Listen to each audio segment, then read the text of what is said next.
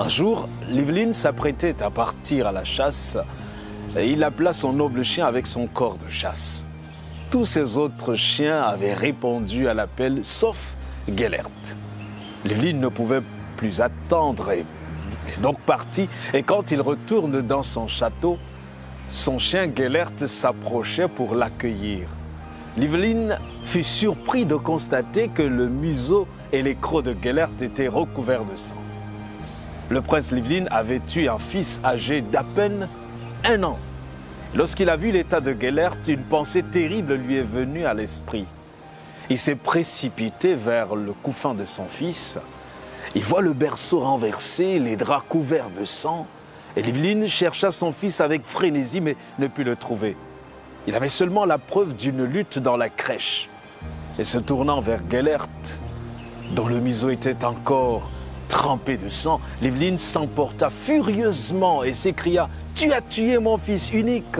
Il a tiré son épée et a tué son chien.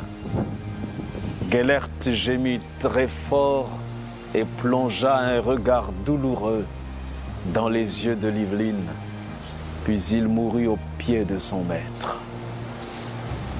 Au son du dernier cri de Gellert, un petit cri sortit de dessous le berceau renversé.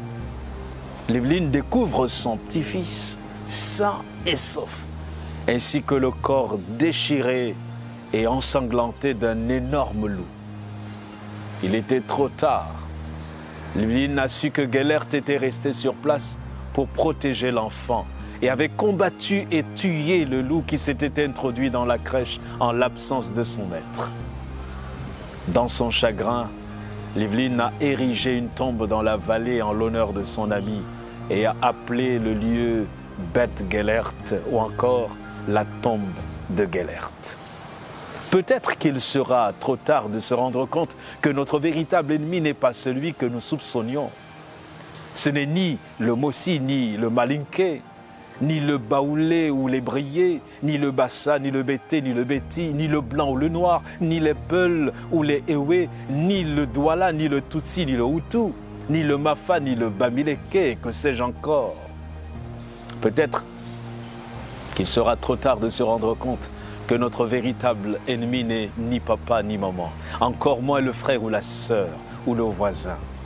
Avant de le tuer par la langue ou par toute autre arme, prenons un petit recul.